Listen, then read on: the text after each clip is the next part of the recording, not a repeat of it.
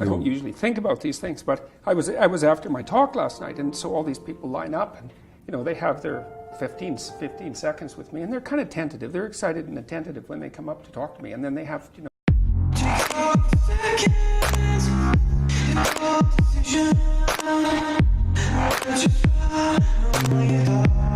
I think more how we raise them, how we live, education, sort of culture, attitudes form a human being, whether or not they are a girl or a boy when they grow up. Mm-hmm. And if I raise my daughter to become a leader, to be self-confident, to have a high education, for instance, I think she will have a good platform to become a civil engineer, to become a CEO of a company, or to become a nurse. Well, that is what people who think that the differences between people who are primarily culturally constructed believe, but it's not what the evidence suggests.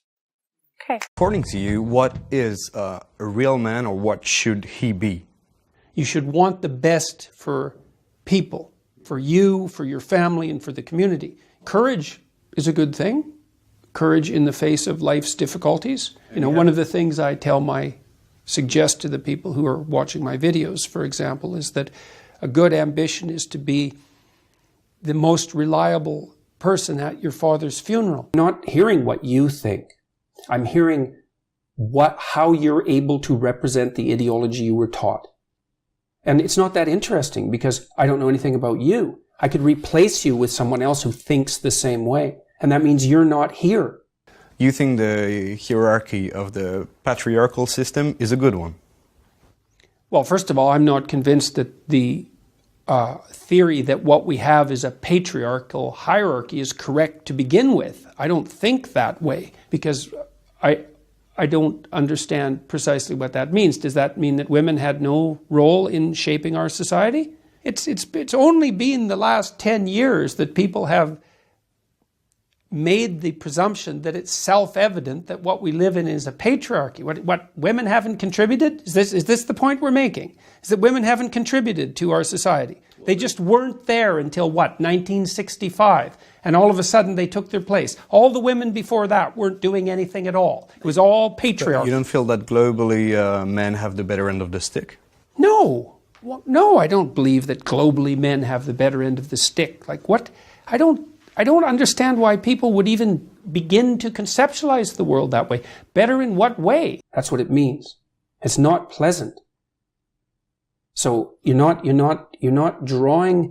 integrating the specifics of your personal experience with what you've been taught to synthesize something that's genuine and surprising and engaging in a narrative sense as a consequence. And that's the pathology of ideological possession. It's not good. And it's not good that I know where you stand on things. Once I know a few things, it's like, why have a conversation? I already know where you stand on things. Roles of power in businesses, politically, men pretty much rule the world, no? Well, what about in warfare? What about in dangerous jobs? Who gets killed in war? Who fights in war? Men. You have women who are soldiers in the army nowadays. Yeah. It's opening more and more. Yeah. Well, no, we're not going to go down that. Is a woman soldier not as good as a man soldier? I don't know whether a woman soldier is as good as a man soldier. I know that in most armed forces, women aren't placed in high combat frontline positions. Who is responsible for this, the demasculization of the society? Feminist groups have a fair bit to do with it, and the radical left types that insist that what we live in is a patriarchal tyranny. These have consistently shrunk, like we were talking in the 18th. They haven't in Scandinavia, they've magnified. Okay, but we were talking in the 18th. That's actually an important exception because Scandinavia has gone farther than any other area, the Scandinavian countries, in establishing egalitarian social policy. And the differences in interest and career choice and personality between men and women have grown as a consequence, not shrunk. Which is exactly the opposite of what the social constructionists predict. But also just suggests that they're malleable, actually, rather than fixed. Well, of course they're malleable. No one would ever suggest otherwise. Right. So that's what I mean. So I think they're not malleable in the direction that the social constructionists presume. As you flatten out the sociological landscape, you maximize the biological differences. No one saw that coming. And you might think, well, it's a handful of right-wing scientists who are pushing that. It's like, no, it's not. It's mainstream psychology, and there aren't any radical right-wingers in mainstream psychology. And everyone who discovered that was absolutely shocked by it. And these papers have been cited by thousands of people, and they have tens of thousands of subjects, and they've been done on virtually national level samples, cross-culturally. What is the issue with feminists nowadays? They think that the idea that our culture is a tyrannical patriarchy is an axiomatic truth. Well, I think that's complete nonsense. The insistence that sex, gender identity, and gender expression are social constructions, the insistence upon that, the insistence that if there are any differences in outcome, that's a consequence of oppression. That's what's up with them. All of that's complete bloody nonsense. You have the feeling that feminism has gone too far? Far too far. But it's the leftist it's not so much feminism, it's really the ideology that characterizes the radical left. Feminism is part of that. So when you and, say, Sam Harris argue about religion, you're arguing about fundamentally different things, it sounds like. His conception of what is religious is very different from yours.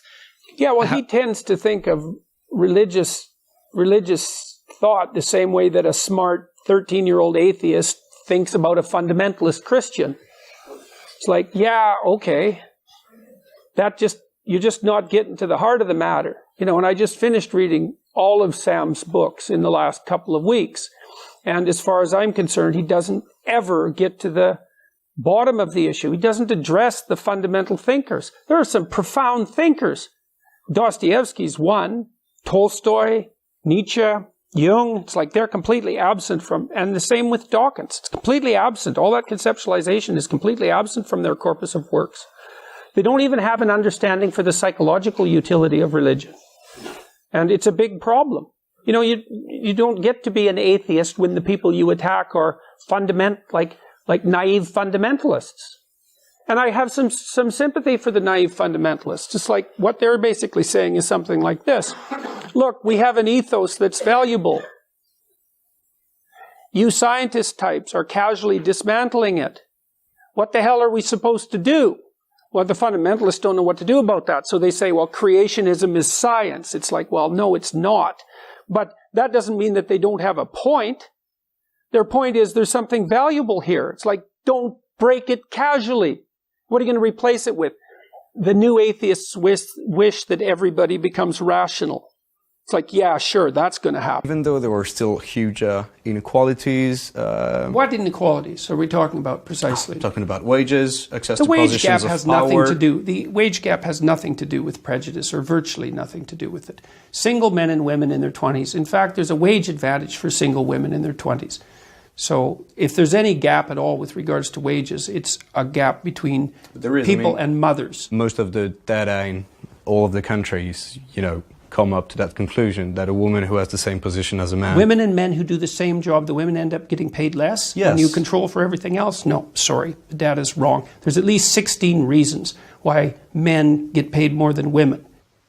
Men work longer hours. If you work 10% longer hours, you make 40% more money.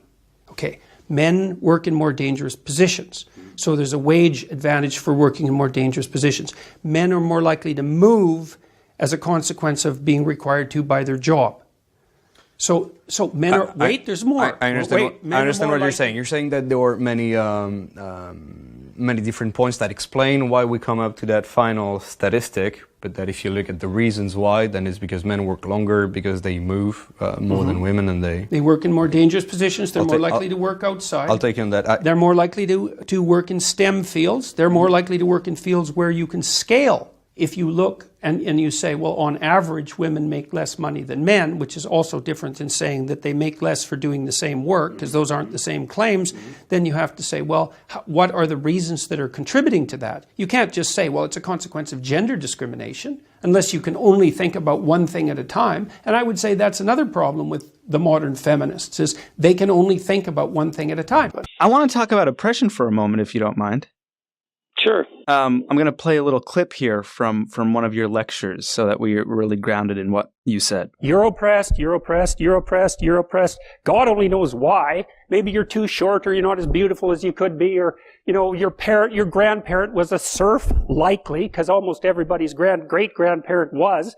It's like, and you're not as smart as you could be, and you have a sick relative, and you have your own physical problems, and it's like, frankly, you're a mess. and you're oppressed in every possible way, including your ancestry and your biology, and the entire sum of human history has conspired to produce victimized you with all your individual pathological problems. It's like, yes, true. Do you ever worry that saying something like that might create a false equivalency between different kinds of oppression? No, because I'm not willing to view the world through the oppression identity politics lens.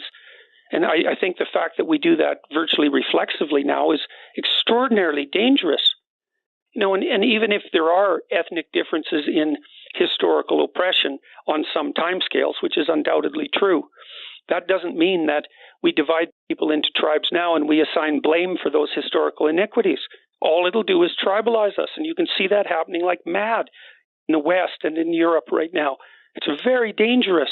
I grew up in Toronto, and I'm just speaking from the perspective of someone who experienced, like sort of systemic racial prejudice everywhere I went. That's my framework. I don't know if it's neo-Marxism or postmodernism, or if it's just my reality.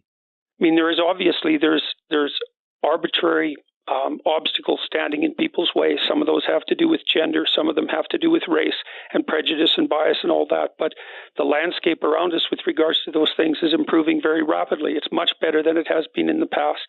And I still think that the proper way to construe the situation is to look to yourself as an individual. The fact that there are still places where prejudice is a problem is self-evident. People are tribal by nature.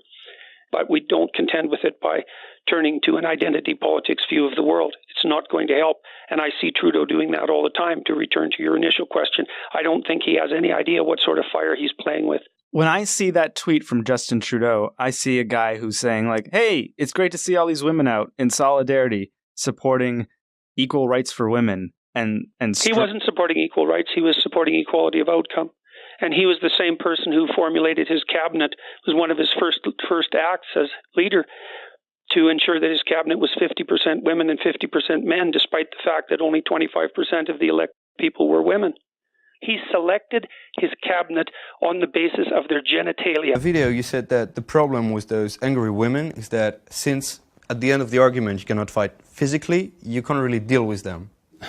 That's not what I said. I said that that's one of the things that keeps conversation between men civil.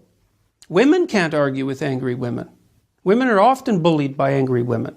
What I meant was more, you said that, and I'm really not trying to paraphrase you or, to put words into your mouth. You are trying that directly. No, it is things that you said, that you cannot deal with those yes, but don't tell me that you're not trying to put words into my mouth, because you've selected what you're going to ask, and you selected it very carefully, with a tremendous amount of forethought. Well, there's a purpose for that. What is the purpose precisely? I am quoting things that you said. Why? What is it that you're trying to establish? Because you said that. I thought we were talking about masculinity. We are. No, we're not. Yes, we are. How are we talking about masculinity? Because I'm asking you what you think of men and of women. Basically what you've been trying to do, I would say, for the last 15 minutes is put me into a sequence of corners by accusing me of various forms of misbehavior. So why are we doing that? What's the point here? These are things that you said. My job as a journalist is to ask questions about what you represent and the ideas that you defend. Your job is also to select the things that you might ask about in some manner that doesn't indicate a substantive bias. You picked 3 things to talk to me about in the last 20 minutes that were very carefully selected. Why did you pick those things? Because this is my job. No, not necessarily. You could be asking me, for example, why I've spoken to 250,000 people live in the last 8 months. That might be more newsworthy. The great American philosopher Beyonce Knowles said that it has been said that racism is so American that if you challenge racism, you look like you're challenging America. We are challenging inequality. We are challenging the refusal to see me as an individual. When we overcome that, have at it, we're all on equal plane. I think it's good. This is good. The pot is getting stirred here. I've got a couple of questions. So let's your side spoke, so I'm going to go to Jordan, then to you, Let's Michelle. assume for a moment that I've benefited from my white privilege. Okay, so let's assume that. That's fine. Assumption. That's what you would say. So let's say, here, let's get precise about this, okay? Was that very individual of you? Let's get precise about this. Okay. Let's get precise. To what degree is my present level of attainment or achievement a consequence of my white privilege? And I don't mean sort of. I mean, do you mean 5%? Do you mean 15%? Do you mean 25%? Do you mean 75%? And what do you propose I do about it? How about a tax? How about a tax that's like specialized for me so that I can account for my damn privilege, so that I can stop hearing about it? Now, let's get precise about one other thing, okay? We'll get precise about one other thing. Now, Precise? Yeah, precise, yes. And so, if we can agree, and we haven't, that the left can go too far, which it clearly can, then how would my worthy opponents precisely define when the left that they stand for has gone too far? You didn't like equity, equality of outcome. I think that's a great marker. But if you have a better suggestion and won't sidestep the question, so let's figure out how I can dispense with my white privilege, and so that you can tell me when the left has gone too far, since they clearly can. And that's what this debate is about political correctness. It's about the left going too far. And I think it's gone too far in many ways. And I'd like to figure out exactly how and when, so the reasonable left could make its ascendance again and we could quit all this nonsense. Well, we're not going to have a big debate about journalism, but if a journalist doesn't ask the tough questions, how can you give the good answers? Well, it depends on what the tough questions are. It depends on I didn't think that they would be tough. We're talking about things that you said. I mean, if it's easier to have conversation between men, because there is this underlying threat, of a physical contact. I don't think it's easier. It tends to be somewhat more civil. So fighting is the ultimate way of resolving the conflict?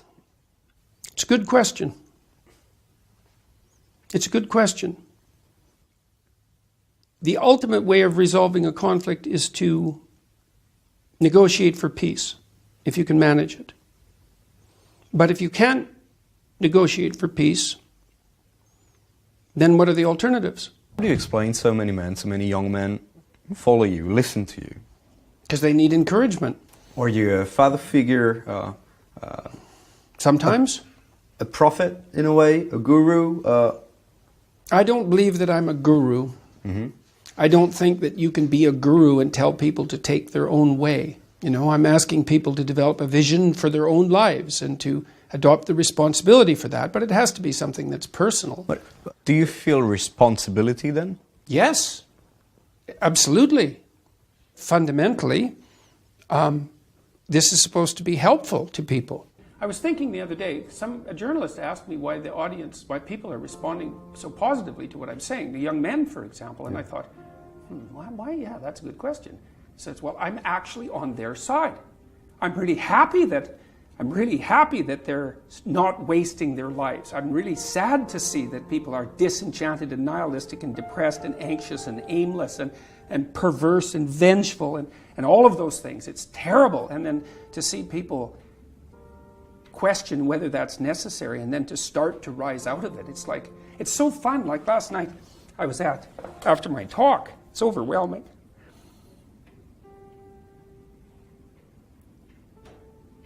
I don't usually think about these things, but I was after my talk last night, and so all these people line up, and they have their 15 seconds with me, and they're kind of tentative. They're excited and attentive when they come up to talk to me, and then they have 15 seconds of time to tell me something. I'm really listening to them, and they're hesitant about whether or not to share the good news about their life, and I think it's often because when people share good news about their life, people don't necessarily respond positively.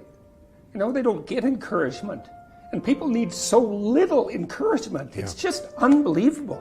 And so they'll tell me something good, and I think, that's so good. Somebody says, I'm getting along way better with my father. I hadn't seen him for 10 years, and now we get along. It's like, God, great. Yeah. And then the power of that, you can't overstate the power of that for individuals to get their life together. The individual is an unbelievably powerful force, and every single person who gets their act together a little bit has the capacity to spread that around them. It's a chain reaction, and so it's a lovely thing to see. And that's fantastic. Our daughter ended her life at 24 due to depression. If someone is determined to end their life, how can one change their mind? Oh, well, first of all, I'm very sorry about that. That's a terrible thing. Look, I had this friend,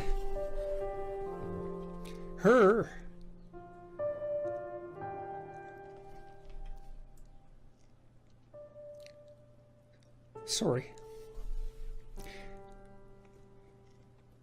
There's been a lot of depression in our family, so it's a question that cuts close to the bone.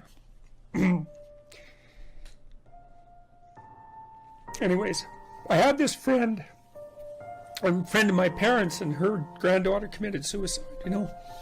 She was just beating herself up about that. What could have I done? What could have I done differently? This is the problem with suicide. It leaves everybody behind thinking, oh my God, what could have I done? I could have treated the person better. I could have listened. I could have been there.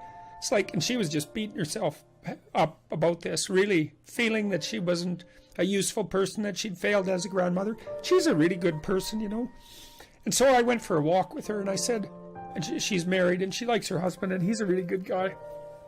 And I said, look, you're blaming yourself for your granddaughter's suicide. It's like, are you blaming your husband? Are you sitting him down and telling him what a useless bastard he was as a grandfather because his granddaughter committed suicide and how he failed completely? She said, no, I'd never do that. So I said, well, don't do it to yourself. One of the things that has just blown me away in the last year, because I've talked to lots of people live, you know, but also lots of people online. But it's more obvious live, and it's obvious in this theater as well, is that I've gone around and spoken, and a large proportion of my audience has been young men, you know, under 30, something like that. And I've spoken to them a lot about responsibility. And what's so odd about this is that of all the things that I've spoken about, because I can see the audience and I can feel how the audience is reacting, because I'm always paying attention to all of you insofar as I can manage that. So I get some sense of how what I'm saying is landing, you know, which you have to do if you're going to speak effectively to people. And what happens is if I talk about responsibilities, everyone is silent, just like they are now. Silent and not moving, right? Focusing, attentive. Say, pick up your responsibility. Pick up the heaviest thing you can and carry it. And the room goes quiet and everybody's eyes open. And I think, that always makes me break up. I